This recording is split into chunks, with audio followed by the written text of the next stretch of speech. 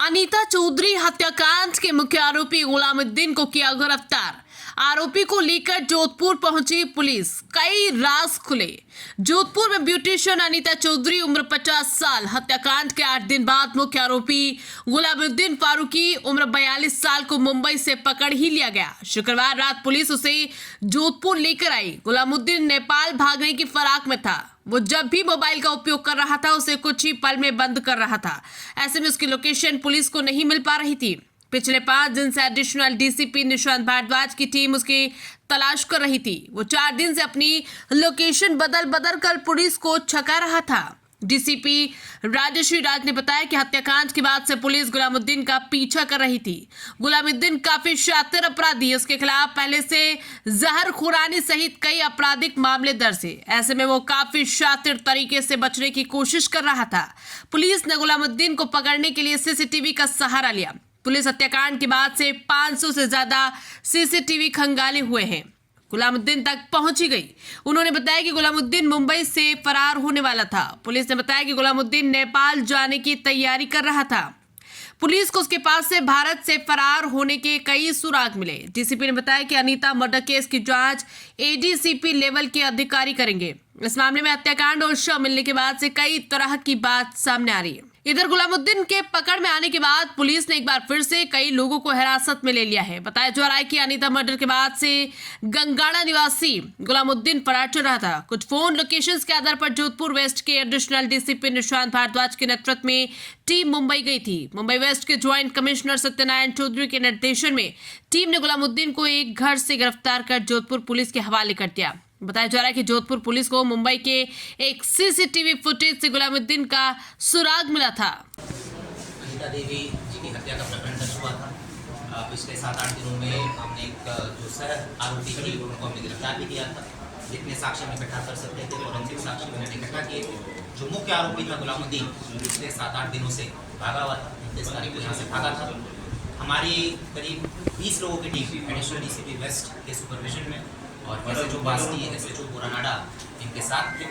हमारी करीब 20 लोगों की टीम निरंतर गुलामुद्दीन के पीछे भाग रही थी।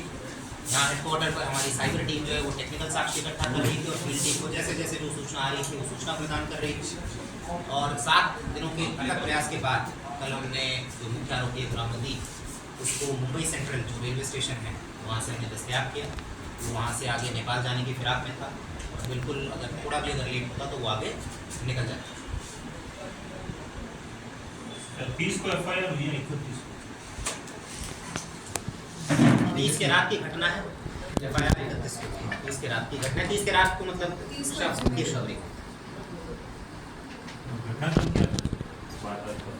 अभी तक जो चीज़ सामने है कि 31 घटना तो उससे 2 या 3 दिन पहले की है। बिल्कुल वो अभी पूरा जो क्रोनोलॉजी है, जो सीक्वेंस ऑफ इवेंट है, वो अभी अनुसंधान में इनसे पूछताछ में भी वो सारी चीज़ें क्लियर सीक्वेंस तो बताया नहीं। उसकी वाइफ को उतना ही पता था जितना इसने बताया। वो उसने बस यही बताया कि 28 तारीख के आसपास इस तरह की घटना हुई। जो उसके पूछताछ में था ये पहले भी बता चुके हैं। बाकी उसके बाद क्या क्या रहा, उसके पहले क्या क्या रहा, किसकी क्या भूमिका रही, किसकी क्या संलिप्तता रही, किस उद्देश्य से किया गया, ये सारी चीज़ें जो है ये अभी अनुसंधान का विषय और अभी पूछताछ करेंगे, इसकी पुलिस कस्टडी लेंगे और जितनी भी चीज़ें हमने अभी तक अनुसंधान की है और इससे जो चीज़ें सामने आएंगी सबको लिंक करेंगे, प्रकरण से लिंक करेंगे और जैसे जैसे जो चीज़ें सामने आएंगी आप लोग। बॉम्बे से 3 व्यक्ति पकड़ के लाया गया या 1 व्यक्ति पकड़ के? 1 व्यक्ति। 3 नहीं थे वो? नहीं, 1 था बस। पक्का ना? इसने आज कल अपने ताऊ जी के लड़के से जब बात की थी, फोन जब चालू हुआ उसका, वो क्या समय रहा होगा? कैसे बात की, क्या बात की, हम इसे कैसे पकड़ कर लाए वो हम बता नहीं सकते हैं, ठीक है। बट मैं अब ये बता सकता हूँ कि जितने भी हम टेक्निकल टूल्स इस्तेमाल कर सकते थे, जो भी हमारे पास थे, कितने इन्वॉल्व हैं, ये सारी चीज़ें अनुसंधान का विषय। किसकी क्या संलिप्तता, एक बार मैं फिर से सबके बेनिफिट के लिए रिपीट कर रहा हूँ। कौन इन्वॉल्व है, कौन नहीं है, क्या उद्देश्य था, किसकी क्या भूमिका रही इस पूरे प्रकरण में, ये जब तक हम अनुसंधान नहीं करेंगे, इससे पूछताछ नहीं करेंगे, फाइनल हो जाएगा। अभी आपकी नज़र में भी कितने होंगे मूल्य? अभी मैं इस पर कोई टिप्पणी नहीं कर सकता। सर पोस्टमार्टम का क्या सीन है, कुछ कोई वार्ता हुई?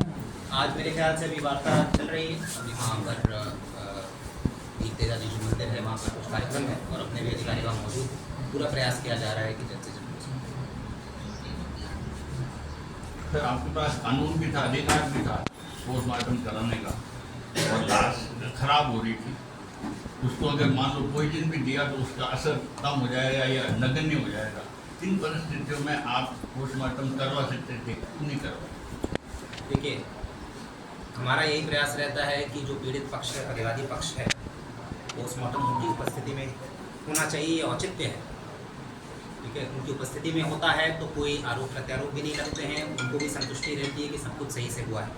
हम पिछले कुछ दिनों से यही प्रयास कर रहे हैं, जितने भी हमारे अधिकारी हैं उनसे बातचीत करके यही समझाने का प्रयास कर रहे हैं और आशा करते हैं कि जल्द से जल्द ये हो। सर, जो ऑडियो रिकॉर्डिंग वायरल हुई थी सुनीता की, उसमें कई और बड़े नाम भी शामिल थे, क्या वो भी अनुसंधान में शामिल है? सब कुछ जैसा मैंने बताया, हर पहलू पे अनुसंधान होगा। जितनी चीज़ें भी बातें सामने आई हैं, डायरेक्टली इनडायरेक्टली हर पहलू पर अनुसंधान होगा। जिसकी भी जो संलिप्तता पाई जाएगी उस हिसाब से विधि सम्मत कार्रवाई सुनिश्चित की जाएगी। आपने फरमाया अभी सह आरोपी का नाम खोल सकते हैं?